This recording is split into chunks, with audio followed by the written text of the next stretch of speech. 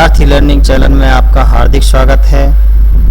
आज का जो मैंने आपको टॉपिक बनाया है वो राजस्थान का भूगोल। आज जो मैंने टॉपिक बनाया आपको वो राजस्थान का भूगोल है और इसमें मैंने आपको बहुत ही महत्वपूर्ण क्वेश्चनों को सम्मिलित किया है जो राजस्थान पुलिस के लिए, पटवारी के लिए, रीट, एलडीसी, हाई कोर्ट चतुर्थ श्रेणी, मैं गारंटी देता हूँ 100% इनमें से प्रश्न आएंगे तो इनमें से ही आएंगे। इनसे बाहर कोई भी प्रश्न नहीं जाएगा। जो मैंने आपके लिए यहाँ पर नोट्स या प्रश्न जो नोट्स दिए हैं उनको ध्यान से पढ़ें। तो आइए दोस्तों आगे चलते हैं और देखते हैं कि आपके लिए किस प्रकार मैंने क्वेश्चनों का समावेश किया है, नोट्स समावेश किए हैं। तो देखिए, राजस्थान का भूगोल। राजस्थान के लिए सर्वप्रथम जॉर्ज थॉमस ने 1800 ईस्वी में राजपूताना शब्द का प्रयोग किया था। किसका प्रयोग किया था? राजपूताना शब्द का प्रयोग किया था।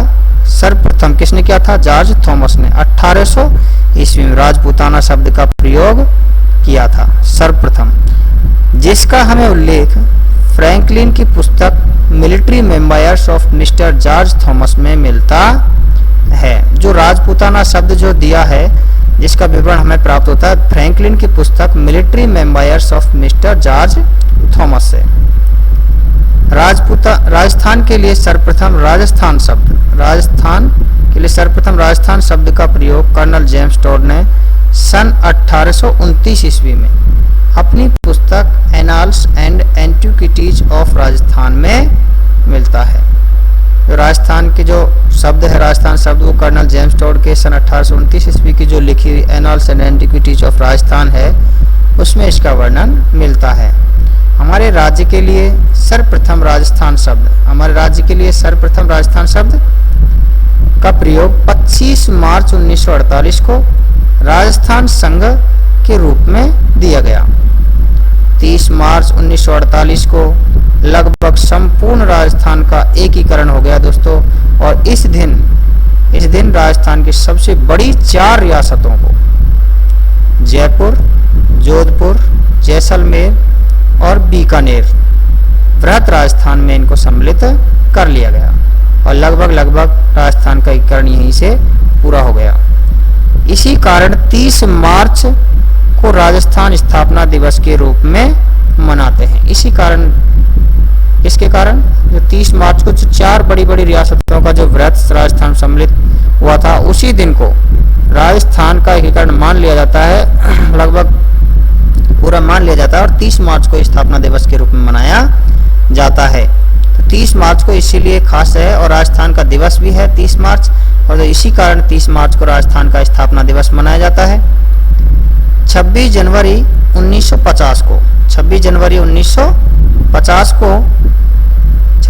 1950 को हमारे संविधान में राज्य के लिए राजस्थान नाम दिया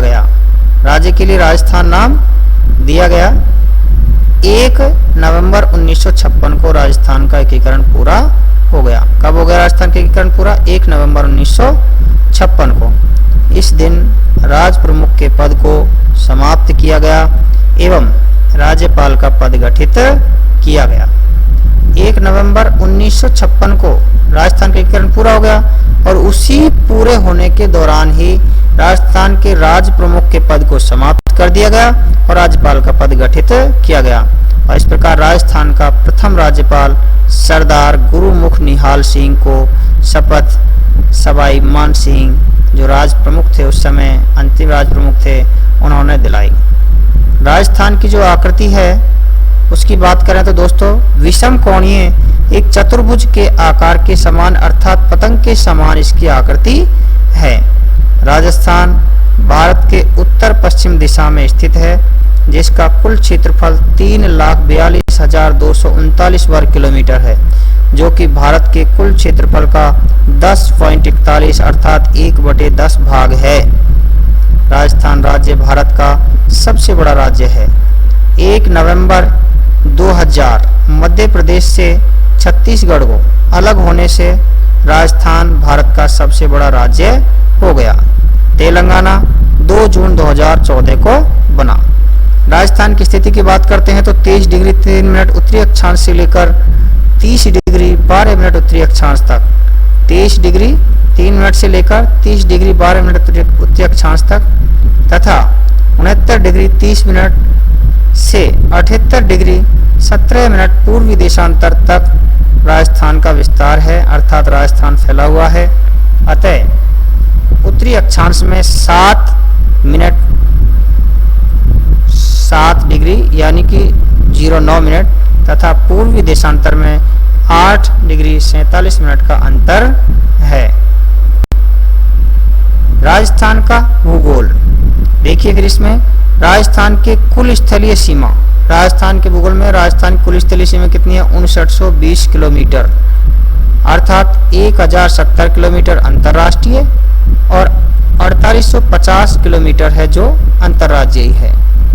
1070 किलोमीटर लंबी सीमा रेखा जो पाकिस्तान के साथ लगती है, रेड क्लिफ सीमा रेखा के नाम से जानी जाती है। राजस्थान के ऐसे 4 जिले हैं जो पाकिस्तान के साथ अंतर्राष्ट्रीय सीमा रेखा बनाते हैं। श्रीगंगानगर जिसका 210 किलोमीटर है, श्रीगंगानगर जिसकी जो सीमा पाकिस्तान के साथ लगती है वो 210 किलोमीटर है। बीकानेर के साथ 168 किलोमीटर लगती है, जैसलमेर की 464 किलोमीटर और बाड़मेर की 228 किलोमीटर पाकिस्तान की रेड क्लिफ सीमा रेखा के साथ में सीमा बनाते हैं। सबसे लंबी अंतर्राष्ट्रीय सीमा जैसलमेर से लगती है जो 464 किलोमीटर है। न्यूनतम अंतर्राष्ट्रीय सीमा बीकानेर से लगती है जिसकी कुल लंबाई 168 किलोमीटर है। अंतर्राष्ट्रीय सीमा के सबसे नज़दीक जिला मुख्यालय जो है दोस्तों, अंतर्राष्ट्रीय सीमा के सबसे नज़दीक जिला मुख्यालय श्रीगंगानगर का है। राजस्थान से लगती अंतर्राज्यीय सीमा के अनुसार राजस्थान की कुल अंतर्राज्यीय सीमा 4850 किलोमीटर है जो भारत के 5 राज्यों से लगती है। Punjab 89 kilometre, Haryana 1262 kilometre, Uttar Pradesh 877 kilometre, Madhya Pradesh 1600 kilometre और गुजरात की 1022 किलोमीटर सीमा रेखा राजस्थान की संपूर्ण सीमा रेखा को मिलाया जाए तो 4850 किलोमीटर की सीमा रेखा होती है। और अंतर्राष्ट्रीय सीमा रेखा को भी मिला दिया जाए तो दोस्तों 5920 किलोमीटर हो जाती है। राजस्थान सबसे लंबी अंतर्राज्यीय सीमा, राजस्थान की जो सबसे लंबी अंतर्राज्यीय सीमा है वो मध्य प्रदेश के साथ साझा करता है जिसकी कुल लंबाई 1600 किलोमीटर है। राजस्थान सबसे छोटी अंतर्राज्यीय सीमा पंजाब के साथ में लगती है, राजस्थान की साझा करता है जिसकी कुल लंबाई 89 किलोमीटर है। दोस्तों मैंने आपके लिए जो एक क्वेश्चंस ऐड किए हैं जो आपके लिए यहाँ पर नोट्स जो थ्योरी के रूप में दिए जा रहे हैं, यानी एक क्वेश्चन या आंसर सभी सम्मिलित रूप से समझ करके आप दोस्त समझ सकते हैं कि आपके लिए कितने इम्पोर्टेंट हैं। मैंने ये सभी आपके लिए बहुत ही मोस्टली तरीके से निकाल करके बाकी सारी चीज़ें निकाल दी हैं। तो देखिए राजस्थान का जो धौलपुर जिला है वो मध्य प्रदेश और उत्तर प्रदेश दोनों के साथ ही सीमा बनाता है और इसी प्रकार राजस्थान देश के कुल क्षेत्रफल का 10.41% अर्थात 1/10 भाग, कितना 1/10 भाग राजस्थान का कुल क्षेत्रफल है जो भारत के कुल क्षेत्रफल में आता है। राजस्थान के मरुस्थल की उत्पत्ति टेथिस सागर के तलछट से हुई है। राजस्थान का जो मरुस्थल है उसकी उत्पत्ति टेथिस सागर के तलछट से हुई है। राजस्थान के कुल क्षेत्रफल का लगभग 61.11% भाग क्या है? मरुस्थल है। लगभग 61.11% भाग क्या है? मरुस्थल है। राजस्थान में सबसे पहले सूर्योदय जगमोहन का पुरा, देखिए दोस्तों ये आपको मोस्टली याद रखना होगा। राजस्थान का जो सबसे पहले सूर्योदय होने वाला स्थान है वो जगमोहन का पुरा यानी कि राज्य का सबसे पूर्वी गांव जिला धौलपुर में है तथा सबसे बाद में सूर्योदय कटरा जो जैसलमेर का सबसे पश्चिमी गांव है, जैसलमेर जिले में होता है। और राजस्थान का सबसे उत्तरी गांव जो है कोणा श्रीगंगानगर का तथा बोरकुंडा बांसवाड़ा सबसे दक्षिणी गांव है। सबसे दक्षिणी गांव बोरकुंडा बांसवाड़ा का सबसे दक्षिणी गांव है। राजस्थान के 8 ऐसे जिले हैं जो किसी भी अंतर्राष्ट्रीय या अंतर्राज्यीय सीमा नहीं छूते हैं, नहीं बनाते हैं। वो दोस्तों देखिए नागौर, ये आपको मोस्टली याद रखने होंगे। कभी कभी इनमें से ऐसे क्वेश्चन पूछ लिए जाते हैं दोस्तों कि इनमें से कौन सा जिला नहीं है जो अंतर्राष्ट्रीय सीमा रेखा नहीं बनाता है। तो इनमें से एक दे दिया जाता है, उनमें से एक ले लिया जाता है। इस तरीके से ढूंढने में थोड़ी दिक्कत होती है। 3 आपको ये दे दिए जाते हैं, तीनों दे दिए और चौथा पूछ लिया कि इनमें से ऐसा कौन सा है जो अंतर्राष्ट्रीय सीमा रेखा नहीं बनाता है। तो जो चौथा जो होगा आपका वही आंसर होगा। या फिर ऐसा कर दिया जाता है कि इनमें से कौन सा जिला ऐसा है जो अंतर्राष्ट्रीय और अंतर्राज्यीय कोई सी भी सीमा रेखा नहीं बनाता है। आपको 3 ऑप्शन बाकी जिलों से दिए जाएंगे इन 8 को छोड़कर, और एक ऑप्शन में इनमें से किसी एक को दे दिया जाएगा, तो वही आपका राइट आंसर होगा। जैसे यहाँ पर नागौर को दे दिया जाए, नागौर, और बाद में यहाँ पर बाकी को डिस्ट्रिक्टों को दे दिया, जैसे चित्तौड़गढ़ दे दिया, चित्तौड़गढ़, राजसमंद को छोड़ करके यहाँ पर जैसे कि धौलपुर को दे दिया, धौलपुर, भरतपुर, अलवर, इस तरीके से। तो आपसे पूछा जाए कि इनमें से कौन सा ऐसा जिला है जो अंतर्राष्ट्रीय और अंतर्राज्यीय कोई भी सीमा रेखा नहीं बनाता है, तो यहाँ पर आपका आंसर होगा नागौर। तो देखिए यहाँ पर नागौर है, पाली है, जोधपुर है, अजमेर, राजसमंद, टोंक, बूंदी, दौसा, ऐसे 8 जिले हैं जो ना तो अंतर्राष्ट्रीय ना अंतर्राज्यीय सीमा रेखा बनाते हैं। राजस्थान के एकीकरण के पश्चात बनने वाले जिले, धौलपुर को 15 अप्रैल 1982 में बना था, धौलपुर 15 अप्रैल 1982 में बना था, 12-10 अप्रैल 1991 को, और दौसा 10 अप्रैल 1991 को, राजसमंद भी 10 अप्रैल 1991 को। दोस्तों तीनों की तीनों डिस्ट्रिक्ट जो हैं बादोरा के नाम से याद रख लीजिए। 12 पहले, दौसा उसके बाद, और बादोरा राजसमंद उसके बाद 10 अप्रैल 1991 को बादोरा। आप इस तरीके से याद रखें। बादोरा का मतलब 12 जो है जो पहले आएगा 10 अप्रैल 1991 को बना, उसके बाद दौसा, उसके बाद राजसमंद। हनुमानगढ़ 12 जुलाई 1994 को, हनुमानगढ़ बना है 12 जुलाई 1994 को। करौली 19 जुलाई 1997 को करौली बना है। और इसके बाद प्रतापगढ़ जो है वो प्रतापगढ़ जो लिखा हुआ यहाँ पर गलती से, प्रतापगढ़ 26 जनवरी 2008 को बना है। प्रतापगढ़ 26 जनवरी 2008 को बना है। इसके बाद राजस्थान के संभाग हैं।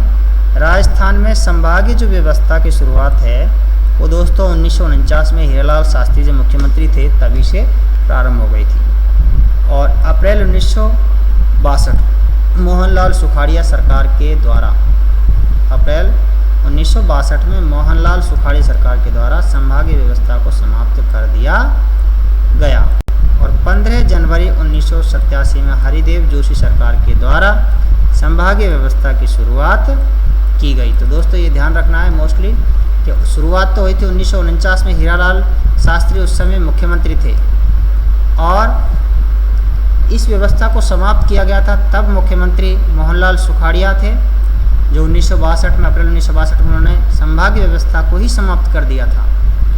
उसके बाद 15 जनवरी 1987 में हरिदेव जोशी की सरकार ने इस व्यवस्था को दोबारा से शुरू कर दिया।